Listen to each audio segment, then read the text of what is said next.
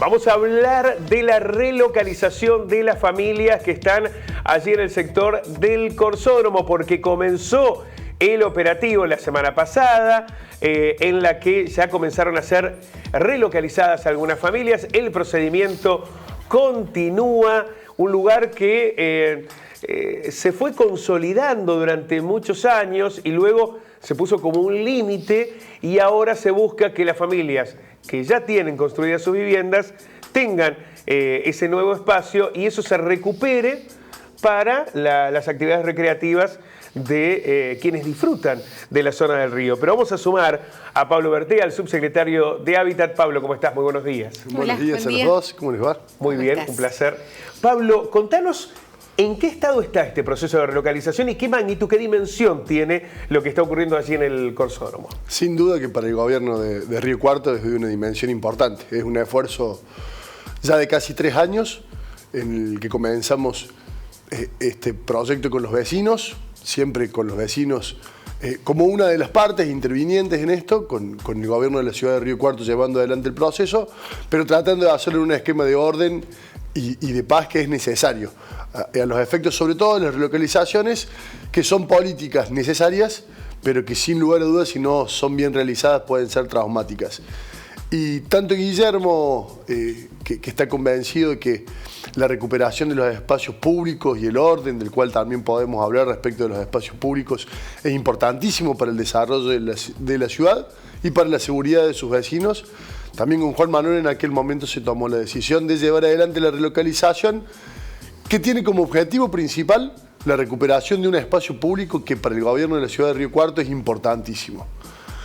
Es coincidente y queda precisamente al lado del desarrollo de nuestras costas del río, que han mejorado tanto durante las 2 gestiones que precedieron a Guillermo y que seguimos apuntando a que mejore durante esta etapa, porque recordemos, es el pulmón verde más importante que tenemos todos los riocuartenses y el que más disfrutan nuestros vecinos, tal vez cuantitativamente, durante los días en que se puede disfrutar. Claro. Y la recuperación de ese espacio para nosotros es importante, primero por el espacio en sí mismo y segundo porque la existencia continua de ese lugar implicaría sin lugar a dudas el riesgo de expansión del perímetro que nosotros denominamos Corsódromo.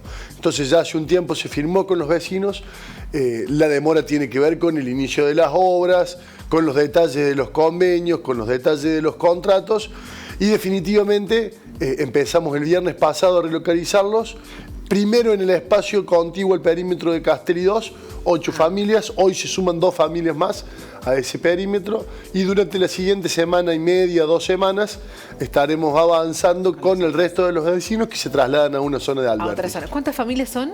¿Más o menos? Son 35 familias en total, 31 que vamos a relocalizar en una primera instancia directamente a la unidad habitacional que va a ser su nuevo hogar. Y 4 familias más que van a ser relocalizadas en 2 instancias distintas, que estuvimos hablando inclusive ayer con ellos, no se habían sumado al primer convenio y el gobierno de Río Cuarto había tomado la decisión de ir por vía judicial, tanto por vía civil como por vía penal, por la ocupación irregular.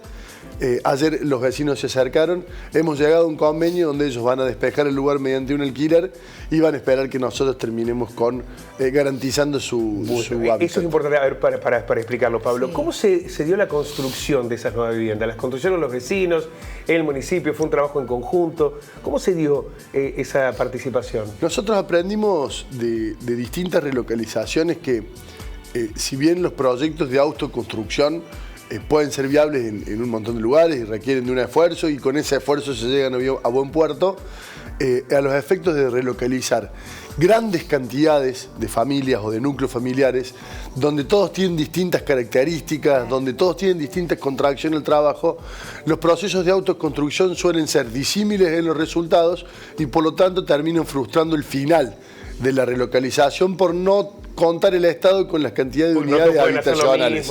Exactamente. Entonces, en esta etapa de la relocalización que empezó hace 3 años, con la gestión que llevamos adelante la subsecretaría, decidimos llevar adelante una unidad habitacional de pequeña tipología sujeta a cualquier tipo de expansión. La mayoría de los domicilios son de 36 metros cubiertos, algunos tienen una habitación más de 4 por 4 metros ¿Y dónde están ubicados? ¿Son terrenos que eran de la municipalidad? Son terrenos municipales que mediante convenio los vecinos accedieron a pagar en 240 cuotas, actualizables cada 6 meses, según el índice salarial. Y para quienes decidieron no irse en aquel momento que se judicializó, se van a demoler esas viviendas, pero van a alquilar una casa hasta que tengan la otra vivienda. Exactamente, hemos llegado a un acuerdo, ya ha empezado el proceso de relocalización, que entiendo que es donde el vecino ve que el Estado ha tomado la firme decisión de avanzar con estas políticas, que el Estado tiene preparado una solución para ellos, también porque es un requisito que nos pide la justicia. Es muy difícil avanzar sin la justicia si usted no lleva también a ese ámbito institucional una solución para el vecino. Entonces, teniendo un panorama global completo, sabemos que tenemos todas las herramientas necesarias para despejar el perímetro lo antes posible, brindándole una solución al vecino, pero por sobre todas las cosas aportando un nivel de orden importante en el macrocentro de la ciudad que era absolutamente necesario ya por estos tiempos que corren. Todos aceptaron, o sea, todas las familias aceptaron irse. Una sola familia va a contar, está en trámite judicial, vamos a tener la segunda audiencia, si todo sale bien durante el día de mañana, y ya Fiscalía, como órgano representativo del municipio en el ámbito jurídico, lleva adelante las negociaciones. ¿Y por qué se niega, por ejemplo, esa familia? ¿Por qué no se quiere del lugar? ¿Porque no puede pagar? O...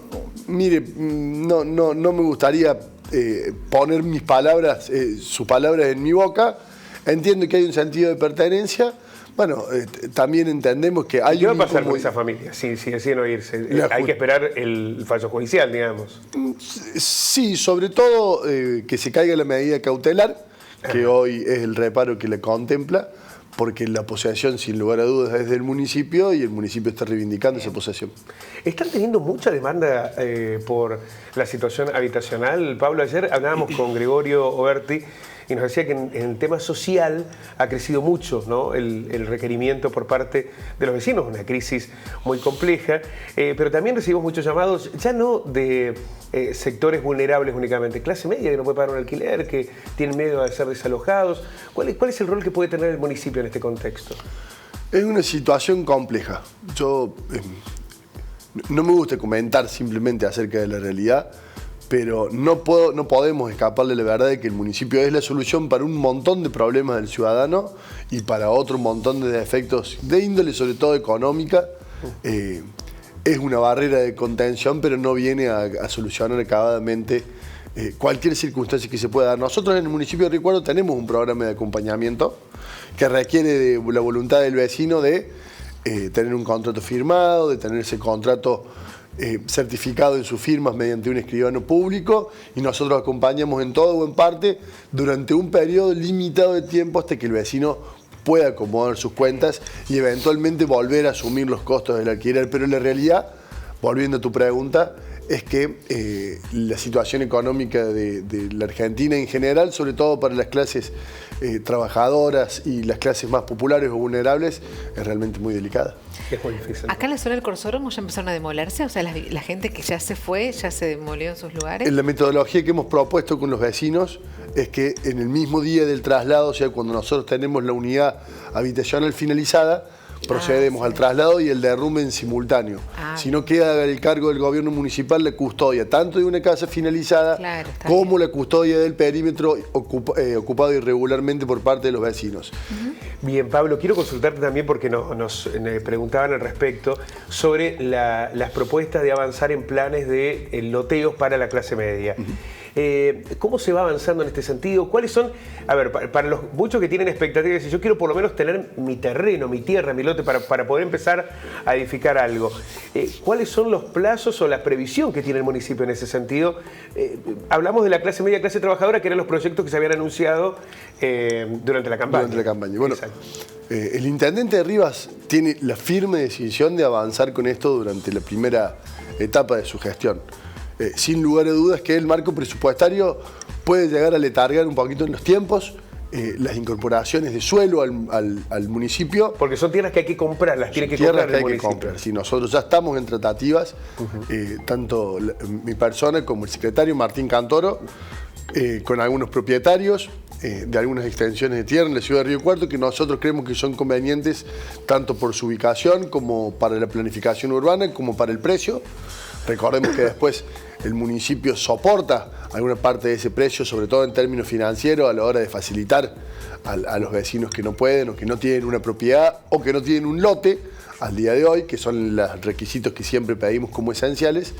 Pero entendemos que, y no quiero sobrepasar porque el anuncio lo va a hacer oportunamente el intendente, que durante la primera parte de la gestión vamos a tratar de cumplir con el 30% de la promesa que había hecho Guillermo respecto de la totalidad de los lotes que pretendemos poner a disposición, porque entendemos, y así lo entiende el intendente, que el acceso al suelo es la gran barrera que tiene hoy el vecino para la casa propia. Es una locura lo que van los terrenos. En algún momento vamos a poner allí... Sí, y acá nos están diciendo el Castelli 2, que es imposible también, bueno, con lo que cuesta después construir, ¿no? Sí, tiene el terreno. Después tenés que sumar. Es cierto que ahora hay alguna posibilidad mayor de créditos bancarios. Sí. Lamentablemente todos están relacionados con el UVA, mientras la inflación se desacelere más o menos a paz, cuando la inflación sube son impagables. Pero lo que sucede es que hay muchas familias que están muy endeudadas, muy condicionadas económicamente. En algún momento decíamos, bueno, si tenías un trabajo y al terreno accedías, pero hoy tener un trabajo no significa poder acceder a un lote, a un terreno, es muy complicado. No, y esa es la gran barrera porque, en definitiva, bueno, el ser propietario de un terreno ya implica la posibilidad de acceder a un crédito de diferentes tipologías. Claro. En resumidas cuentas, el que tiene el lote habitualmente y sin generalizar para la totalidad puede llevar adelante la casa. Entendemos que la gran barrera es el acceso al primer pedazo de suelo, el primer pedazo de tierra, y ahí el intendente es donde quiere poner el foco en nuestra gestión, de poder, como vinimos haciendo hasta ahora, brindar un acceso al suelo con los servicios de infraestructura básica necesarios para inmediatamente comenzar a vivir. Bueno, le pregunto brevemente sobre el final. ¿Colombres cuándo estarían los terrenos en disposición de los vecinos? Colombres estamos finalizando la obra de baja tensión. Siempre le dijimos a los vecinos que, por supuesto, a veces se ponen un poco impacientes, con toda la razón, que nuestra intención es trasladar la posesión de los lotes una vez que estén las obras de infraestructura hechas, de forma tal de que los plazos fatales que ellos tienen para iniciar y terminar la construcción de las viviendas puedan ser plazos reales, que ellos puedan empezar porque tienen el servicio de energía para empezar la obra y que no les empiecen a correr los tiempos de forma ficticia, de forma tal de que tampoco después el gobierno de Río Cuarto pueda hacerlos exigibles sabiendo que está en falta. Bien. Pablo, muchísimas gracias. Muchas gracias a ustedes. Pablo Bertí, el subsecretario de Hábitat, la relocalización y los planes de viviendas. Naturalmente, cuando surjan más novedades al respecto, vamos a estar atentos a lo que allí suceda.